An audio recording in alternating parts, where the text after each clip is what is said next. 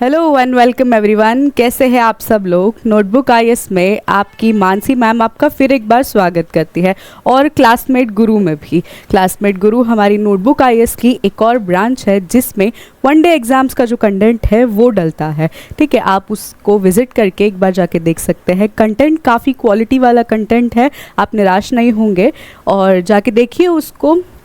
बहुत सारे इनिशिएटिव्स मेरे द्वारा, कोई और सर के द्वारा जो है ढेर सारे इनिशिएटिव्स लिए जा रहे हैं। जो वनडे एग्ज़ाम्स है, जो अपकमिंग वनडे एग्ज़ाम्स आने वाले हैं, उसमें जो ज़रूरी चीज़ें हैं, जो ज़रूरी कंटेंट लगने वाला है, वो सब कुछ इसमें पोस्ट होता है। ठीक है, तो आज की वीडियो की शुरुआत करते हैं। जैसे कि आप देख सकते हैं, हम आज पढ़ेंगे सैटेलाइट जो लॉन्चिंग रॉकेट्स होते हैं उनके बारे में। भारत की स्पेस एक्सप्लोरेशन की कहानी मानवीय सरलता और वैज्ञानिक महत्वाकांक्षा और लचीलेपन का एक उल्लेखनीय प्रमाण है। ठीक है, 1960 के दशक से लेकर जो साउंडिंग रॉकेट्स थे और 2020 तक के जो SLVs थे, ये जो जर्नी रही है हमारी, ठीक है, ये हमारी टेक्नोलॉजिकल एडवांसमेंट और हमारे बहुत सारे माइलस्टोन्स जो हमने अचीव किए हैं, ये दर्शाती है हमें। ठीक है, इंडियन स्पेस रिसर्च ऑर्गेनाइजेशन ने देश की अंतरिक्ष क्षमताओं को जो है वो बदल दिया है। पहले के जब हम देखते हैं, पहले के फेलियर्स देखते हैं और आज के फेलियर्स देखते हैं, तो उनमें बहुत सारा डिफरेंस है। पहले के अचीवमेंट्स देखते हैं, काफ़ी फेलियर्स के बाद में जो है वो हमें अचीवमेंट्स मिली, और अब जो है उन फेलियर्स से हमने बहुत कुछ सीख के जो है वो अब हमारी जो अचीवमेंट्स है वो काफ़ी हमें पास ले आई है। ठीक है, बड़ी बड़ी अचीवमेंट्स हमने करी है, वो आगे हम पढ़ेंगे क्या क्या अचीवमेंट्स करी है। ठीक है, आगे बढ़ते हैं। साउंडिंग रॉकेट्स 1960 में इंडियन स्पेस प्रोग्राम की जो जड़ें हैं 1960 में वो मजबूत होना शुरू हुई। ठीक है, 1960 से जो है वो मजबूत होना शुरू हुई जड़ें, और तभी हमारा प्राइमरी गोल सिर्फ ये था कि जो पीसफुल जो आउटर स्पेस है उसमें पीसफुली जो है वो हमें ऑर्बिट करना था, पीसफुली जो है वो हमें देखना था, रिसर्च करनी थी इन सारी चीज़ों के ऊपर। तो वो एक हमारा प्राइमरी गोल था 1960s के वक्त। ठीक है, Indian national committee for space research, ठीक है, जिसको एस्टैब्लिश किया था डॉक्टर विक्रम साराभाई जी, जो एक बहुत इम्पॉर्टेंट पर्सनालिटी है इंडियन स्पेस रिसर्च में। उनकी वजह से जो है आज जो भी हमने अचीव किया है, उन्हीं ने ये माइलस्टोन्स रखे हुए हैं। ये एक बहुत इम्पॉर्टेंट पर्सनालिटी है। ठीक है, तो पहला स्टेपिंग स्टोन जो है वो उन्होंने ही रखा था साउंडिंग रॉकेट्स का। ठीक है, जो सबऑर्बिटल रॉकेट्स थे जिनका उपयोग साइंटिफिक इंस्ट्रूमेंट्स को ऊपर एटमॉस्फेयर में लॉन्च करना है। ठीक है, ये उनका मोटो था। तो इसका स्टेपिंग स्टोन जो है वो डॉक्टर विक्रम साराभाई जी जो है उनके द्वारा जो है वो लिया गया था। भारत का पहला रॉकेट एक छोटा अमेरिकन मेड नाइक उपाचे था। ठीक है, अमेरिकन मेड नाइक उपाचे था, जो 21 नवंबर 1963 के थिम्बा, ठीक है, थुम्बा से जो है वो लॉन्च किया गया था। थुम्बा क्यों जगह जो है वो चुनी गई, क्योंकि वो एक जियोमैग्नेटिकली जो है वो एक इम्पॉर्टेंट प्लेस जो है वो है, क्योंकि उससे अर्थ की जो मैग्नेटिक फील्ड है उससे और कॉस्मिक रेडिएशन को हम और अच्छे तरीके से समझ सकते थे। ठीक है, ये मेन कारण थे थुम्बा को चूज़ करने के। फिर उसके बाद इन शुरुआती रॉकेट्स से क्या हुआ, इन शुरुआती रॉकेट्स का प्राइमरी बेनिफिट ये था कि उन्हें भारत के जो रॉकेट्स थे, ठीक है, वैज्ञानिक और एरोडायनामिक रॉकेट्स जो टेक्नोलॉजी में जो है वो एडवांसमेंट लाने की कोशिश कर रहे थे, इसकी बुनियादी जानकारी जो है वो विकसित करने में मदद करते थे ये सारे जो शुरुआती रॉकेट्स थे। ठीक है, जो जल्द ही ज़्यादा एम्बिशियस और ज़्यादा एम्बिशियस वेंचर्स में जो है वो ट्रांसफॉर्म होते गए। ठीक है, अभी हम देखेंगे सारी जर्नी हमारी कहाँ से लेके हम कहाँ तक पहुँचे हैं। देख सकते हैं अब्दुल कलाम जी जो है वो रॉकेट पे साइकिल पे जो है वो अपना रॉकेट जो है वो ले जा रहे थे। रॉकेट्स के पार्ट जो है तब उनके पास जो है वो बड़ा कुछ वो नहीं था, मतलब कि अब कैसे जो है ट्रांसफॉर्म करने के लिए टेम्पो वगैरह होते हैं, तब उनके पास ऐसा कोई इंस्ट्रूमेंट नहीं था, ऐसा कोई व्हीकल नहीं था। इस वजह से उन्होंने जो है वो साइकिल पे अपने रॉकेट के पार्ट्स जो है वो लेके गए और उन्होंने अलाइन करे। ठीक है, तो ये जो है वो उनकी तस्वीर है। आगे हम और पढ़ेंगे इसके बारे में। यहाँ से हमारी शुरुआत हुई थी, यहाँ से लेके हम यहाँ तक पहुँच गए हैं। ठीक है, GSLV जो रॉकेट है हमारा, सैटेलाइट जो है हमारा, वहाँ तक हम अब तक पहुँचे हैं। इसकी पूरी जर्नी आज हम इस वीडियो में जो है वो डिस्कस करेंगे। सबसे पहले आता है SLV। 1980 में भारत ने SLV-3 सैटेलाइट लॉन्च व्हीकल के सफल लॉन्च के साथ एक इम्पॉर्टेंट माइलस्टोन अचीव किया, जिसने रोहिणी सैटेलाइट को ऑर्बिट में स्थापित किया। रोहिणी सैटेलाइट को जो है ऑर्बिट में स्थापित किया इस माइलस्टोन ने। ठीक है, इस सैटेलाइट लॉन्च व्हीकल ने। मैं फोटो दिखा देती हूँ आपको।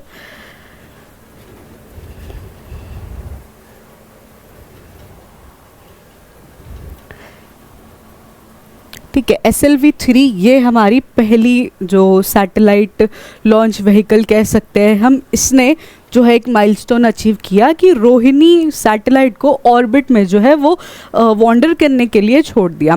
ठीक है, उसके बाद क्या हुआ, इसके साथ इंडिया ने फिफ्थ नेशन बन गया इंडिया। ठीक है, जो सैटेलाइट लॉन्च कैपेबिलिटी रखता है। ठीक है, ऐसे बड़े चीज़ों का या फिर ऐसे बड़ी सैटेलाइट्स को लॉन्च करने की कैपेबिलिटी रखता है, ऐसा फिफ्थ नेशन बन गया उस वक्त। हम 1980s की बात कर रहे हैं। ठीक है, उसके बाद SLV जो है वो डॉक्टर APJ अब्दुल कलाम की लीडरशिप में बना था। ठीक है, जैसे हमने पहले देखा, उन्होंने रॉकेट्स के जो भी वो बच्चे थे तभी उनके पास इतने इंस्ट्रूमेंट्स नहीं थे, तो उन्होंने अपने लीडरशिप में जो है वो SLV को डेवलप किया, SLV को लॉन्च किया। वो एक 4 स्टेज सॉलिड प्रोपेलेंट रॉकेट था। पहले के कुछ फेलियर्स के बावजूद जो है वो SLV ने इंडिया की एंट्री करवाई ग्लोबल स्पेस एरेना में। ठीक है, पहले कुछ फेलियर्स उन्होंने फेस किए, फिर जो है वो डेवलप करके सक्सेसफुल लॉन्चेस करने के बाद जो है ग्लोबल स्पेस एरेना में इंडिया की जो है वो एंट्री हो गई। अब हम आगे बढ़ते हैं ASLV के बारे में। ASLV जो है 1980 में के दशक में एंड में भारत ने 1980s के एंड में क्या हुआ कि 1980s में भारत ने SLV का विकास किया, जिससे पेलोड कैपेसिटी जो है जो वो बढ़ गई। सैटेलाइट की जो पेलोड कैपेसिटी होती है, सैटेलाइट जो रॉकेट्स होते हैं वो सैटेलाइट्स को ले जाते हैं, तो एक स्पेसिफिक वेट जो है वो, जैसे आप इधर देख सकते हो, ये जो है ये रॉकेट्स है, ये सैटेलाइट को जो है वो ले जा रहे हैं।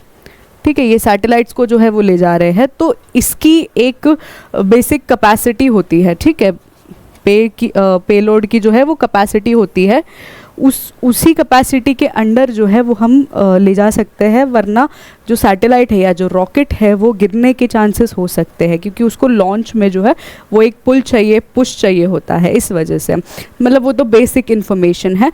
ठीक है, तो इस वजह से क्या हुआ, पेलोड कैपेसिटी जो है वो इम्प्रूव करी गई। ठीक है, इसको इम्प्रूव करने के लिए नई टेक्नोलॉजीज जो है वो इनकॉर्पोरेट कर दी गई उसमें।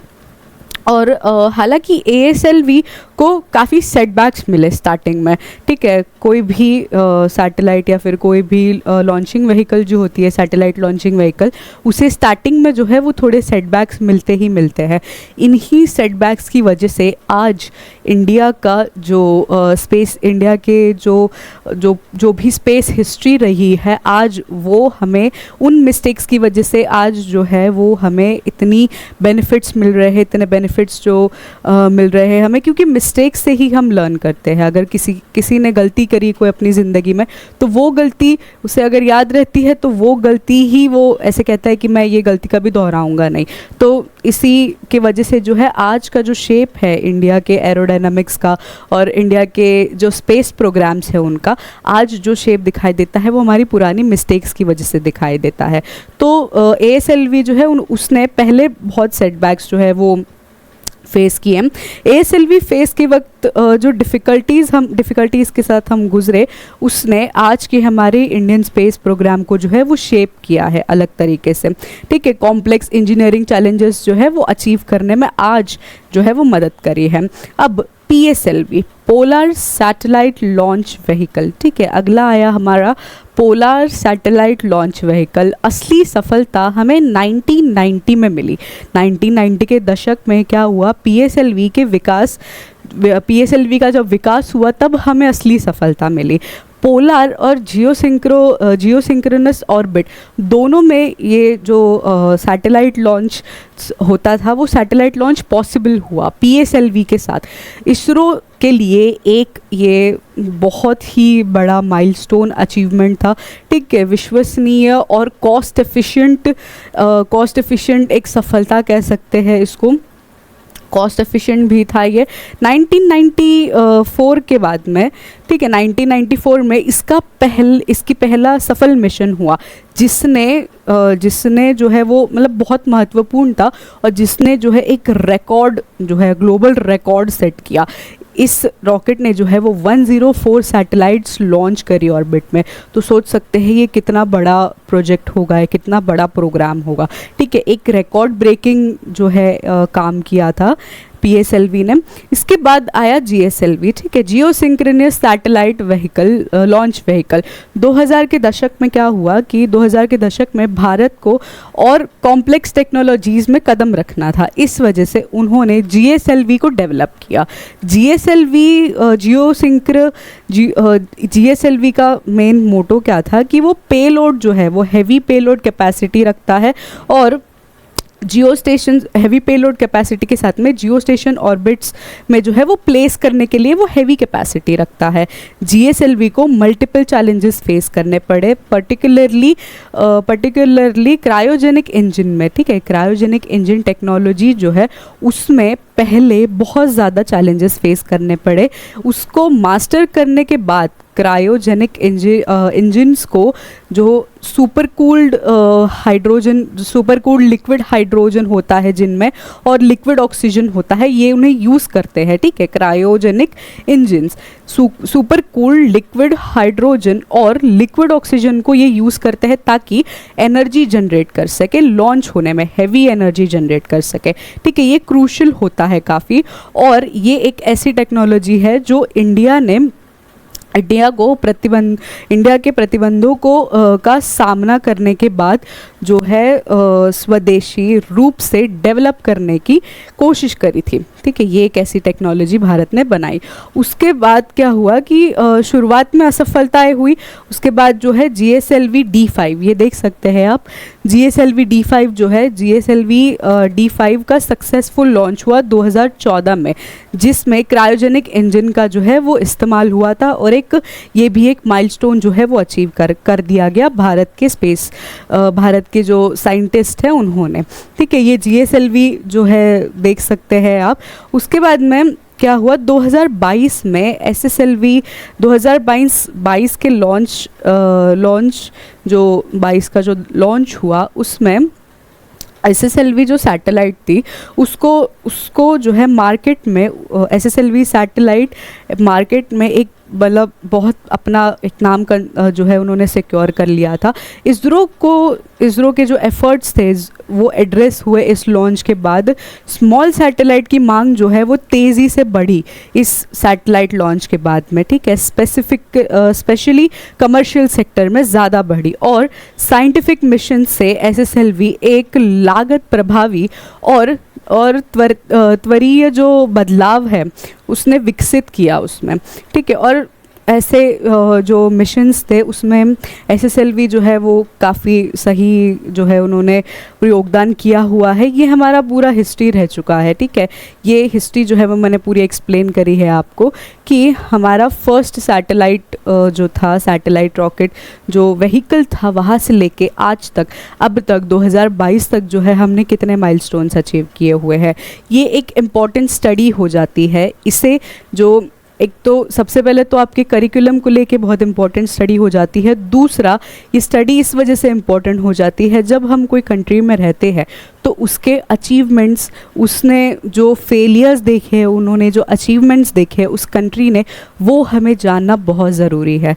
इस वजह से आज का ये जो वीडियो है मैंने दोनों चीज़ों को जो है वो मद्देनज़र रखते हुए आपके लिए लाया है कि आपको डेली रूटीन में जो है वो भी पता होना चाहिए कि इंडिया के साइंटिस्ट ने क्या क्या अचीव किया है अब तक, और जो क्या क्या फेलियर्स जो है वो हमें अब तक जो है वो देखने पड़े हैं। ठीक है, ये सारी जो चीज़ें हैं वो हम एग्ज़ाम पर्सपेक्टिव से भी काफ़ी इंपॉर्टेंट हो जाती है, क्योंकि एग्ज़ाम में तो डायरेक्ट क्वेश्चन आता ही है। कोई भी जो इंडियन रिसर्च सेंटर है या फिर कोई और भी है, कंपेयर करने के बेसिस पे आ जाता है, या फिर कोई डायरेक्ट वनडे में जो है वो डायरेक्ट क्वेश्चन उठा लिया जाता है कि ये प्रोग्राम कब हुआ था, कब इस सैटेलाइट का यूज़ किया गया था, इसकी पेलोड कैपेसिटी क्या थी। ये सारी चीज़ों का जो है वो इस्तेमाल जो है वो ये सारी चीज़ों से MCQs जो है वो बनाए जाते हैं। इस वजह से ये वीडियो इम्पॉर्टेंट हो जाती है। अब फ्यूचर में क्या जो है फ्यूचर क्या है इनका, ठीक है, फ्यूचर हम देखते हैं भारत के स्पेस प्रोग्राम का फ्यूचर पूरी तरह से रीयूजेबल लॉन्च व्हीकल्स के ऊपर डिपेंडेंट है, जिसमें न्यू टेक्नोलॉजीज़ का जो है वो न्यू टेक्नोलॉजीज़ हासिल करने में जो है वो हमें हेल्प करेगी। ठीक है, रीयूजेबल लॉन्च व्हीकल्स, इस वजह से ये इम्पॉर्टेंट हो जाती है स्पेस इंडस्ट्री में।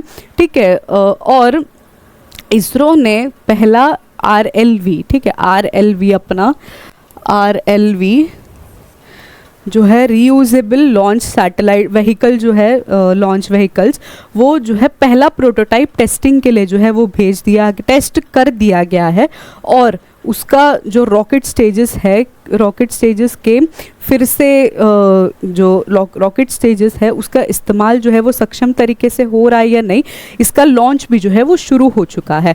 मतलब भारत अपने जो है वो अर्ज पे है कि हम रीयूजेबल सैटेलाइट्स जो है वो फिर सैटेलाइट जो है वो हम यूज़ करेंगे। ठीक है, रीयूजेबल सैटेलाइट्स जो है वो बहुत सैटेलाइट व्हीकल्स जो है वो एक इम्पॉर्टेंट पार्ट निभाएंगी। भारत ने अगर ये अचीव कर लिया, कोई लॉन्च करने के लिए अगर अचीव कर लिया है, तो ये बहुत बड़ा माइलस्टोन एक सेट करेंगे हम।